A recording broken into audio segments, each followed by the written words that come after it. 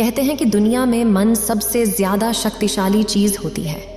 अगर किसी चीज को तुम पूरे मन से चाह लो तो तुम उसे हासिल कर सकते हो। ये मैं नहीं कहती, ये सभी महापुरुषों का कहना है। लेकिन अगर ये सत्य है, ये सच है, तो जो हम अपने मन से चाहते हैं वो हमें हासिल क्यों नहीं होता है। यदि आप महात्मा बुद्ध के विश्वासी हैं तो इन दिव्य उपदेशों को ध्यान से सुने। इस वीडियो को पूरा अंत तक देखें, वरना पछतावे का सामना करना पड़ेगा। अपने कीमती समय को फालतू के शॉर्ट्स वीडियो की जगह यहाँ लगाए, कुछ नया सीखने को मिलेगा। वही कोई भी इंसान अपने मन में दुख तो नहीं चाहेगा, लेकिन वो रहता तो दुखी है। हर इंसान अपने मन से तो कामयाब होना चाहता है, खूब पैसा कमाना चाहता है, लेकिन फिर भी वो कामयाब नहीं होता। भला ऐसे दुनिया में कौन इंसान होगा जो अपने मन में ये चाहेगा कि मैं नाकामयाब रहूं या मैं पैसा ना कमाऊं। सोचने की बात है। तो इसमें दो चीजें निकल के सामने आती हैं। या तो वो महापुरुष गलत थे जिन्होंने ये बात बोली कि मन से चाही हुई चीज हासिल हो जाती है, या फिर हम गलत हैं। आज की कहानी जो मैं आपको सुनाने वाली हूँ, उसे समझने के बाद आपको एक ऐसा मंत्र पता चलेगा जिससे आप ये समझ पाएंगे कि अपने मन से कोई भी चीज कैसे करवाई जाती है, मन में किसी भी बात का बीज कैसे बोया जाता है।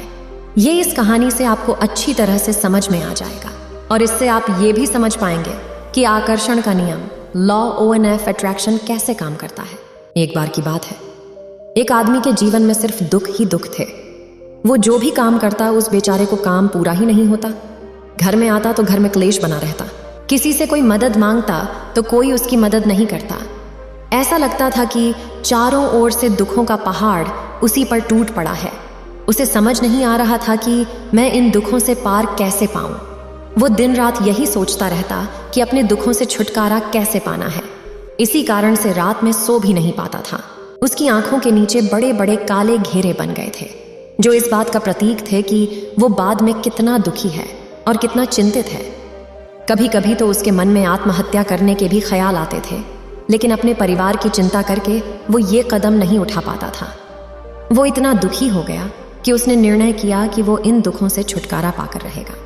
इसके लिए चाहे उसे कितनी भी मेहनत करनी पड़े, कुछ भी करना पड़े, चाहे अंगारों पर चलना पड़े, लेकिन इन दुखों से छुटकारा हासिल करके रहेगा।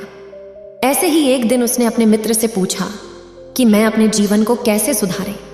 उसके मित्रों ने उसे बताया कि तुम किसी बाबा के पास जाओ। बाबाओं के पास ऐसा मंत्र होता है जिससे सारे दुख मिट जाते हैं, जीवन खुशियों से भर जाता है और धन संपदा भी हासिल हो जाती है। तुम किसी ऐसे बाबा को ढूंढ लो, बस तुम्हारा काम बन जाएगा।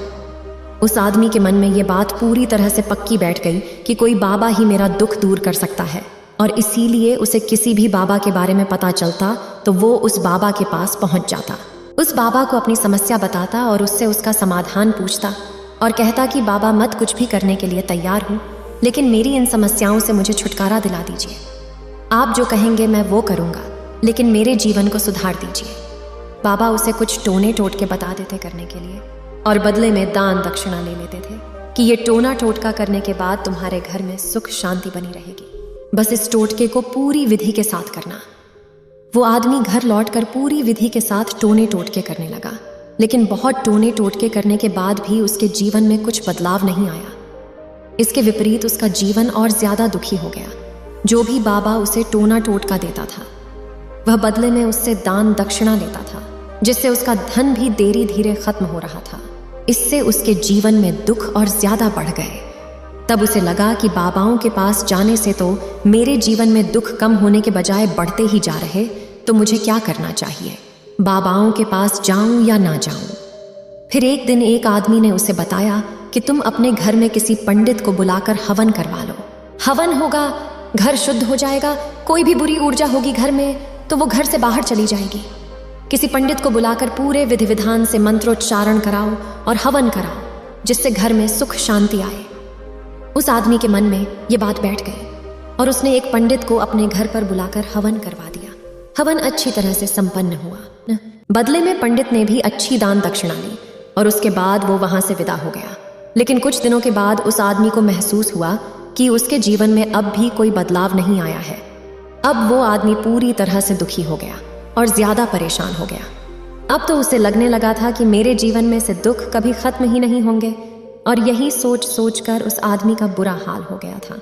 जब वो आदमी वहां पर पहुंचता है तो वो बाबा ध्यान में बैठे हुए थे। ये देखकर वो आदमी वहीं पर चुपचाप बैठकर ध्यान से बाहर आने का उनका इंतजार करने लगा। थोड़ी देर बाद बाबा ने आंखें खोली तो सामने एक दुखी और परेशान युवक को बैठे देखा।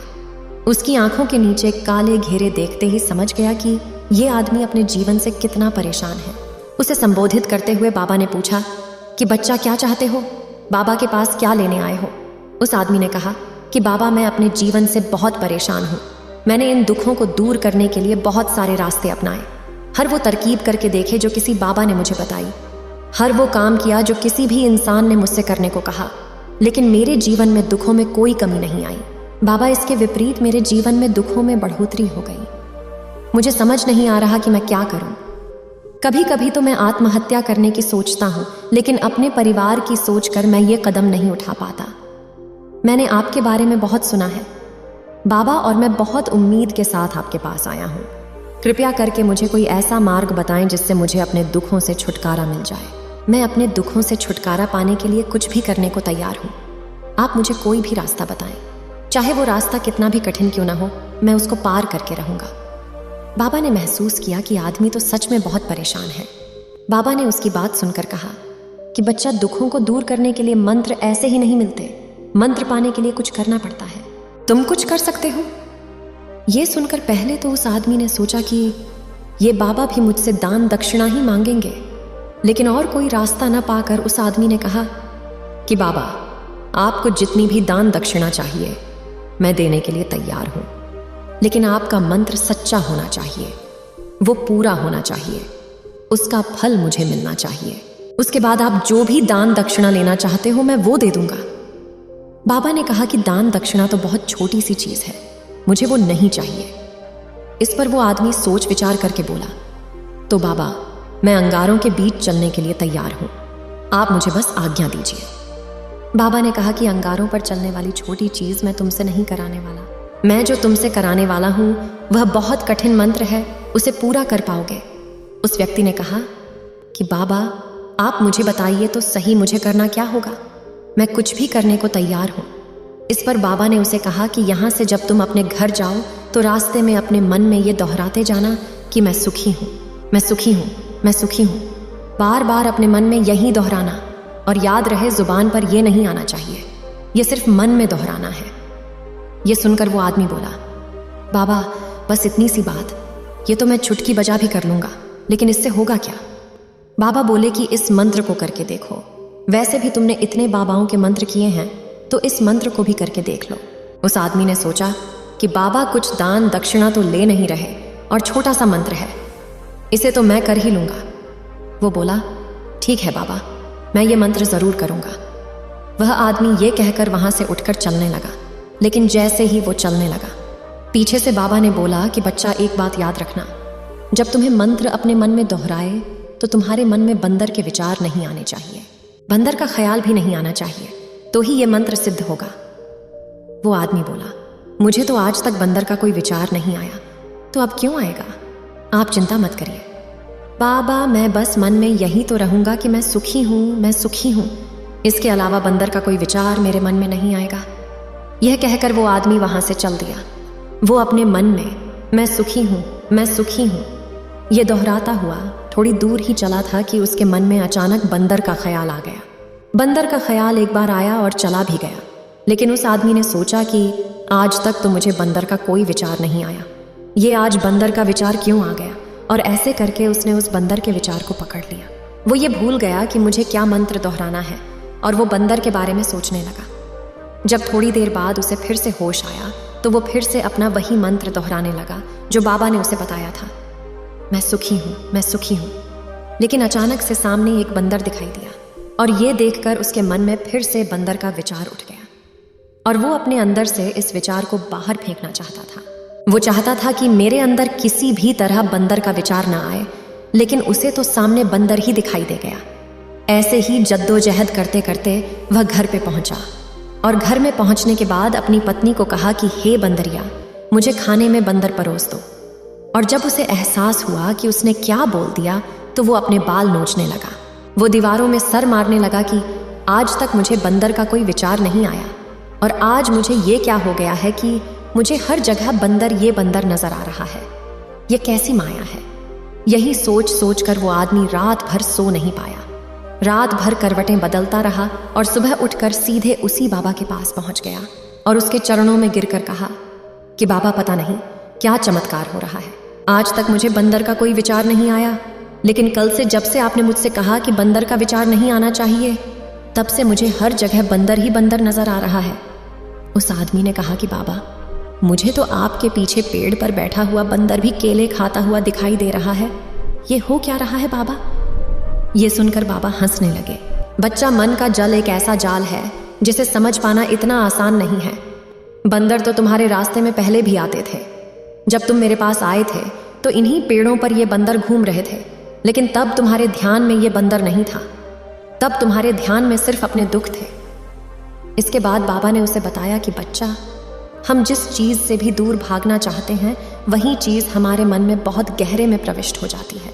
वो हमारे अंतर्मन में समा जाती है।